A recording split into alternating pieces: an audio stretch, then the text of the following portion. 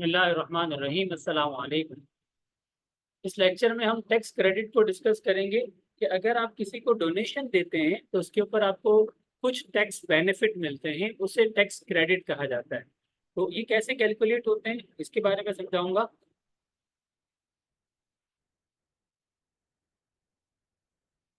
Definition, जैसे आप किसी इदारे को चैरिटेबल डोनेशन देते हैं। चैरिटेबल डोनेशन ज़कात भी हो सकती है, या किसी इंस्टीट्यूट में, एजुकेशन इंस्टीट्यूट में, या किसी हॉस्पिटल में आपने फंड जमा करा दिए, ये डोनेशन कहलाते हैं। अब डोनेशन अगर आप किसी अप्रूव ऑर्गेनाइजेशन को देंगे, अप्रूव से मुराद जो फेडरल गवर्नमेंट से या प्रोविजनल गवर्नमेंट से रजिस्टर्ड है, या कोई नॉन प्रॉफिट ऑर्गेनाइजेशन है जो रजिस्टर्ड है, अप्रूव्ड है एफबीआर के पास, ऐसे इदारे को अगर आप पैसे दे रहे हैं तो it is called charitable donation made to approve organization and it will provide you a tax credit. ठीक है। अब ये टैक्स क्रेडिट क्या होता है? टैक्स क्रेडिट कहते हैं ऐसा फायदा जो आपकी टैक्स लाइबिलिटी को रिड्यूस कर दे। ठीक है। नॉर्मल टैक्स लाइबिलिटी जो आप जो टेबल से कैलकुलेट करते हैं ना, वैल्यू, नॉर्मल टैक्स रिजीम वाली एनटीआर, उस लाइबिलिटी को रिड्यूस कर दे, उसे कहते हैं टैक्स क्रेडिट। मिसाल के तौर पे एक शख्स का 1 लाख रुपए का टैक्स लाइबिलिटी क्रिएट हो रहा था, और उस बंदे ने डोनेशंस दिए थे किसी इदारे को, अप्रूव इदारे को, तो गवर्नमेंट ने उसको 20,000 रुपीज टैक्स क्रेडिट दे दिया। तो अब उस शख्स को 1 लाख रुपए टैक्स देने के बजाय 80,000 टैक्स पे करना है। तो टैक्स क्रेडिट क्या होता है, अपने पास नोट कर लीजिए इसको। Tax credit are the benefits which reduce the tax liability. Tax credit वो फायदे होते हैं जो टैक्स लाइबिलिटी को कम कर देते हैं। तो जैसे ही टैक्स क्रेडिट मिलता है तो टैक्स पेयर बड़ा खुश हो जाता है कि हाँ भाई, थोड़ा सुकून मिला, हमें पैसे कम देने पड़े। अब थोड़ा सा फर्क देख लेते हैं, डिडक्टेबल अलाउंस और टैक्स क्रेडिट में क्या फर्क होता है। डिडक्टेबल अलाउंस का वर्ड आपने सुना होगा जक़ात के तौर पे, इनकम फ्रॉम सैलरी के न्यूमेरिकल्स में, कि जब आप जक़ात पे कर रहे होते हैं, जक़ात अंडर उशर ऑर्डिनेंस के जरिए, तो उसको डिडक्टेबल अलाउंस कहा जाता था। तो अब इन दोनों का फर्क देख लेते हैं। टैक्स क्रेडिट मैंने आपको अभी समझाया कि वो benefits which reduce the tax liability, जो टैक्स लाइबिलिटी को कम कर दे। और डिडक्टेबल अलाउंस क्या करता है? डिडक्टेबल अलाउंस जैसे जक़ात पेड अंडर जक़ात एंड उशर ऑर्डिनेंस, वो है जो आपकी टैक्सेबल इनकम को कम कर देता है। ठीक है। दोनों में क्या फर्क है? टैक्स क्रेडिट टैक्स लाइबिलिटी को कम करता है, और डिडक्टेबल अलाउंस टैक्सेबल इनकम को कम करता है। मिसाल के तौर पे एक शख्स की टैक्सेबल इनकम 12 लाख रुपए थी, और उस शख्स ने जक़ात पे की उशर ऑर्डिनेंस के तहत, जो बैतुल माल में गवर्नमेंट के जमा होती है, 90,000 उसने पे कर दी। लिहाजा अब उसको जो टैक्सेबल इसकी इनकम हो गई, टैक्सेबल इनकम इसकी हो गई 1,11,10,000। ठीक है भाई। तो 11,10,000 रुपए पे इसको टैक्स देना है। और फिर किसी शख्स ने किसी जगह पे अप्रूव ऑर्गेनाइजेशन के अंदर डोनेशन भी दिया होगा, तो उस डोनेशन की वजह से इसको 3,446 रुपए की मजीद डिस्काउंट मिल गया टैक्स का। तो इसका मतलब 1,10,000 रुपए जो उसका टैक्सेबल इनकम था। फिर आपने टेबल में जाके, जो आपने टेबल पढ़ा हुआ है नॉर्मली, आईसीएमए का जो टैक्स रेट है, आईसीएमए के जो टैक्स रेट है, उससे आपने कैलकुलेट कर लिया 76,500 आ रहे हैं इसकी टैक्स लाइबिलिटी। ये कैसे कैलकुलेट किए, ये ये भी मैं आपको बता देता हूँ।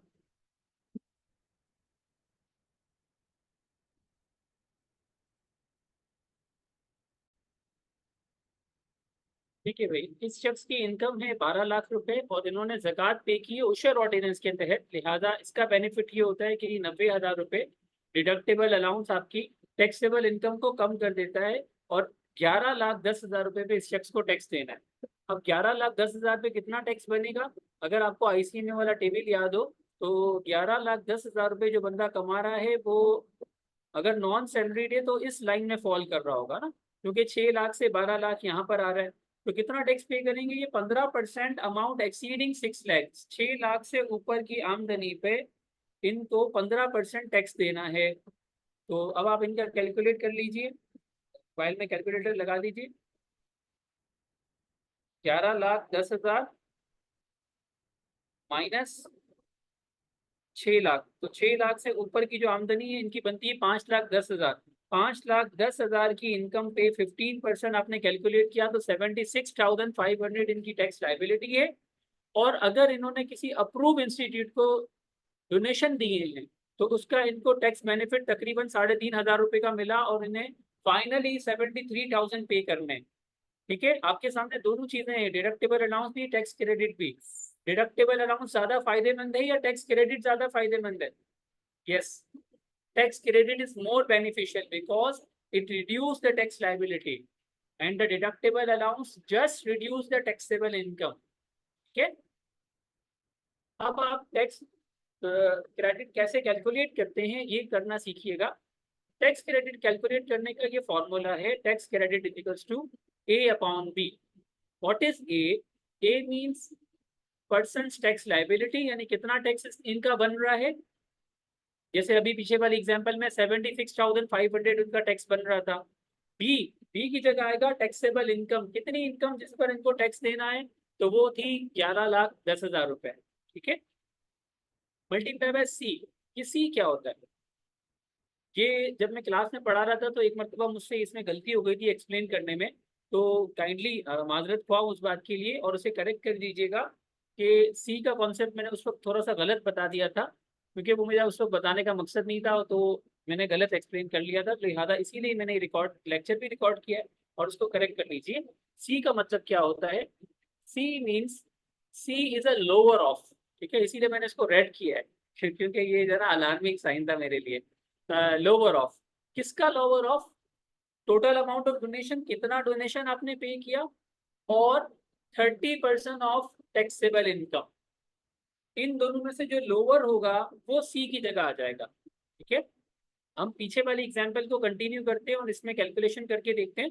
और previous example data, previous example में क्या पढ़ा था हमने, कितनी इनकम थी टैक्सेबल? 11,10,000 और उनका टैक्स बन रहा था 76,500 जो हमने टेबल से कैलकुलेट किया था। ठीक है, अब टैक्स क्रेडिट कैलकुलेट कैसे होता है? सबसे पहले क्या लिखेंगे? टैक्सेबल, टैक्स पेएबल, कितना टैक्स पे करना है इनको गवर्नमेंट को? 76,500। अब आ जाइए टैक्स क्रेडिट कैसे निकलेगा। टैक्स क्रेडिट निकालने के लिए फॉर्मूला आपके सामने है, A divided by B। What is A? Person tax liability, and in this question tax liability is 76,500। ठीक है, divided by B. What is B? Taxable income. Taxable income is 11,10,000 multiply by C. Formula said multiply by C. लेकिन C की value 2 है, आपको lower of लेना है, तो C is lower of. किसका lower of? Total amount of donation, कितना donation दिया इन्होंने? फॉर एग्जाम्पल इन्होंने 50,000 रुपए का डोनेशन दिया है। ठीक है,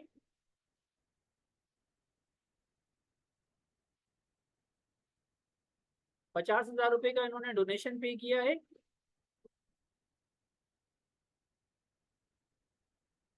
ठीक है, इन्होंने 50,000 रुपए का डोनेशन पे किया है और कंपेयर किस किस को करना है? C is lower of total amount of donation and 30% of individual taxable income. इनकी टैक्सेबल इनकम कितनी है? 11,10,000।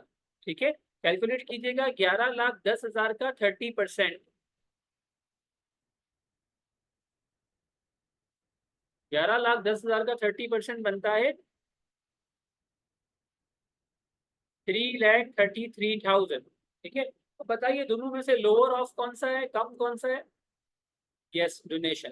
तो ये डोनेशन सी की जगह आ जाएगा, इसीलिए मैंने इसको रेड से मार्क किया है। अब आप अपने कैलकुलेटर में लिखिए, ये पूरी लाइन लिख लें। 76,500 divided by 111,000,040 multiply by 50,000 and we get 3,446 rupees.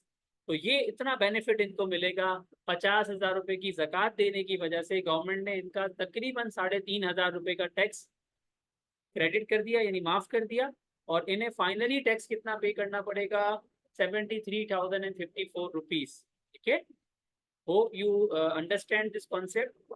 A upon B multiplied by C, and what is C? C is a lower of total amount of donation and 30% of taxable income. Whichever is lower will become the C. तो finally इनको 50,000 रुपए का donation देने से 3,500 रुपए तक की बचत हो गई और 73,000 का फाइनली इनको टैक्स पे करना। ठीक है, थैंक यू वेरी मच। अस्सलाम वालेकुम वरहमतुल्लाहि वबरकातुहू।